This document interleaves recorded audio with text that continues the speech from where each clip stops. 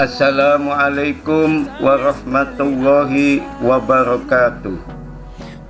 Bismillah, alhamdulillah, wassalatu wassalamu ala rasulillah wa ala alihi wa sahbihi wa mawalah, la hawla wa la quwata illa billah, amma ba'd.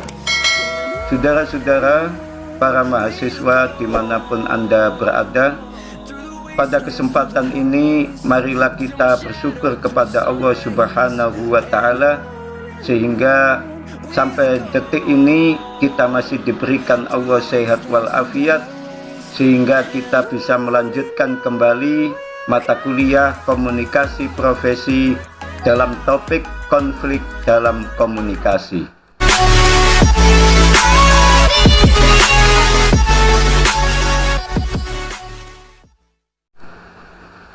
Saudara-saudara, para mahasiswa dimanapun Anda berada, ketika kita membahas konflik dalam komunikasi, maka kita harus mengetahui apa itu pengertian konflik secara etimologis. Pengertian konflik secara etimologis itu berasal dari bahasa Latin configer, yang artinya saling memukul. Sedangkan secara sosiologis, konflik adalah suatu proses. Para mahasiswa dimanapun Anda berada, adapun pengertian konflik menurut ahli sebagai berikut. Yang pertama, pengertian konflik menurut KBBI, Kamus Besar Bahasa Indonesia, yang dinamakan konflik adalah percekcokan, perselisihan, atau pertentangan. Kemudian yang kedua, pengertian konflik menurut Gilin and Gilin, bahwa konflik adalah proses sosial yang dimana individu atau kelompok mencapai tujuan mereka secara langsung menantang pihak lain dengan cara kekerasan atau ancaman kekerasan. Singkatnya, dapat dikatakan bahwa konflik mengacu pada perjuangan di antara pihak yang bersaing, berusaha untuk mencapai tujuan, berusaha untuk menghilangkan lawan dengan membuat pihak lain tidak berdaya.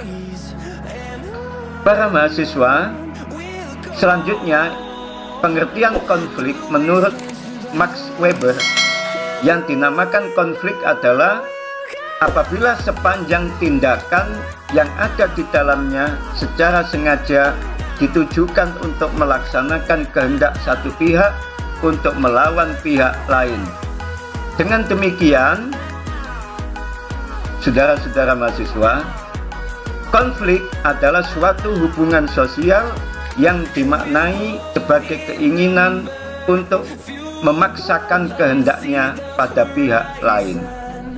Para mahasiswa dimanapun Anda berada, konflik meskipun isinya adalah pertentangan, percekcokan, dan kepentingan, maka konflik itu juga sangat bermanfaat.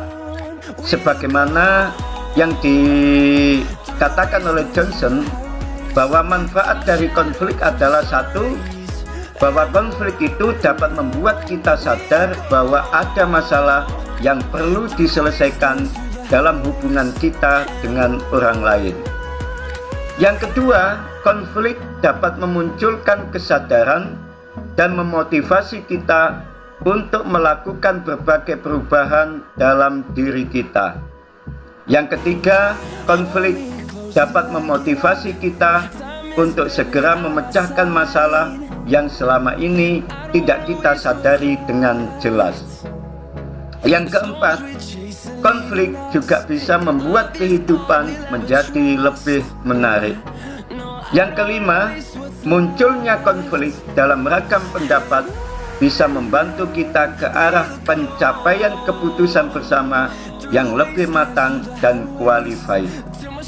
Yang keenam, manfaat konflik adalah menghilangkan ketegangan-ketegangan kecil yang sering terjadi dan muncul dalam hubungan kita dengan orang lain. Yang ketujuh, manfaat konflik adalah membuat diri kita sadar tentang dan bagaimana kita sebenarnya. Yang kedelapan, manfaat konflik menjadi sumber hiburan. Dan yang kesembilan, manfaat konflik adalah mengakrabkan dan memperluas hubungan. Ada beberapa faktor yang menjadi penyebab timbulnya konflik, yaitu yang pertama, perbedaan latar belakang kebudayaan sehingga membentuk kepribadian yang berbeda.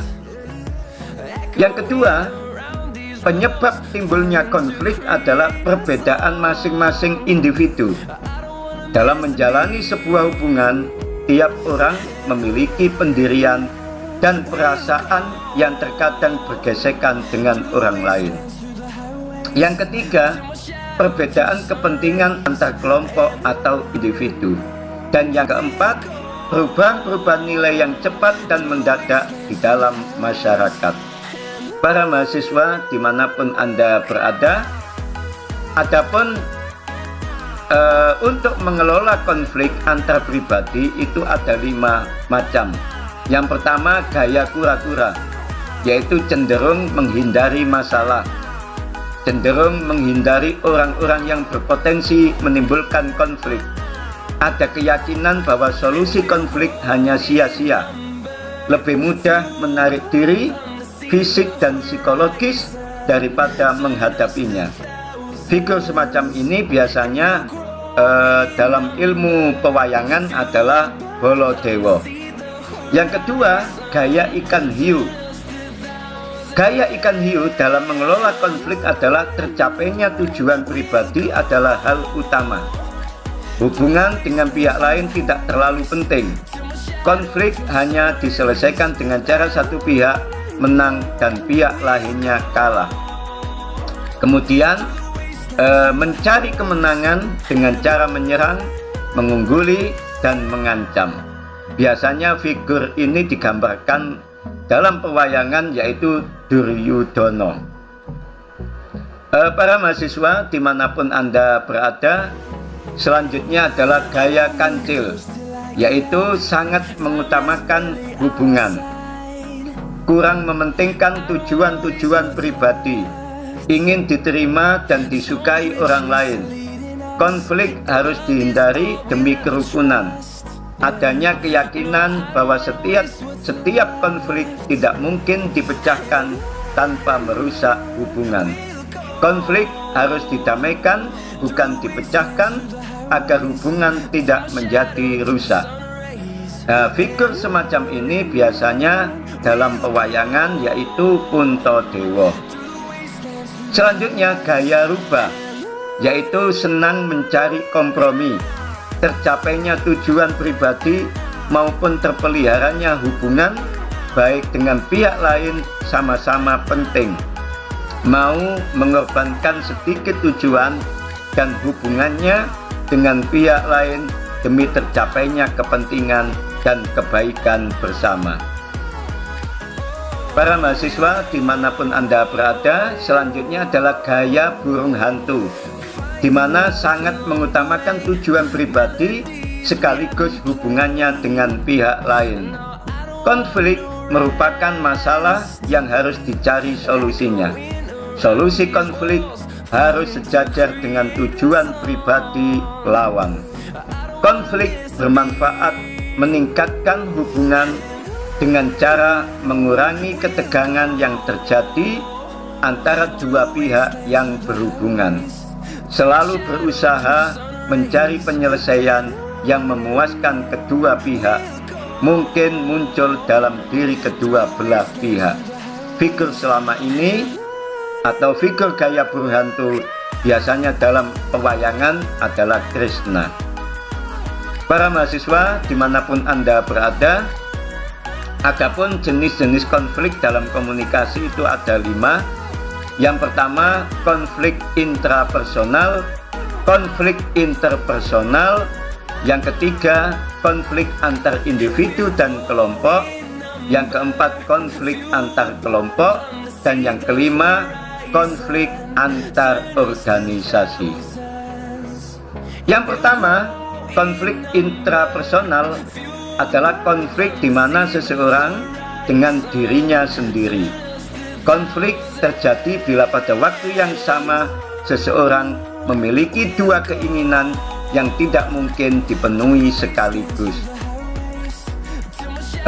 Yang kedua, konflik interpersonal adalah pertentangan antar seseorang dengan orang lain karena pertentangan kepentingan atau keinginan. Konflik antara organisasi, contoh seperti di bidang ekonomi, di mana Amerika Serikat dan negara-negara lain dianggap sebagai bentuk konflik, dan konflik ini biasanya disebut dengan persaingan. Para mahasiswa dimanapun Anda berada, adapun faktor penyebab konflik, yang pertama perbedaan individu yang meliputi perbedaan pendirian dan perasaan. Yang kedua, perbedaan latar belakang kebudayaan sehingga membentuk pribadi-pribadi yang berbeda. Selanjutnya, perbedaan kepentingan antara individu atau kelompok, dan selanjutnya perubahan-perubahan nilai yang cepat dan mendadak di dalam masyarakat. Para mahasiswa dimanapun Anda berada, adapun strategi di dalam mengatasi konflik itu ada 8. Yang pertama, perlu keterampilan untuk membedakan yang wajar dan sehat serta terampil untuk mengelolanya. Yang kedua, menetapkan batas secara konstruktif antara yang boleh dibahas dan dengan yang tidak boleh dibahas. Yang ketiga, memulai percakapan yang bermanfaat dan dapat diterima semua pihak. Yang keempat, mengarahkan pada batas-batas yang disepakati. Yang kelima, terampil menyatakan ketidaksetujuan tanpa ada kesan menolak gagasan orang lain. Yang keenam, sebaliknya, ia mampu menerima ketidaksetujuan pihak lain tanpa merasa ditolak. Yang ketujuh, melihat konflik dari sudut pandang orang lain. Dan yang kedelapan, mengarahkan keputusan pada kepuasan bersama atau win-win solution. Para mahasiswa dimanapun Anda berada, alhamdulillah segala puji bagi Allah. Demikianlah pertemuan mata kuliah komunikasi profesi pada pertemuan yang ke-10 ini. Semoga ada manfaatnya dan semoga Anda semua menjadi manusia-manusia yang sukses, baik itu sukses di dunia maupun sukses di akhirat. Demikian yang bisa saya sampaikan. Jumpa lagi di lain kesempatan. Hadanallahu wa iyyakum ajmain, wallahul muwaffiq ila aqwamit thoriq. Assalamualaikum warahmatullahi wabarakatuh.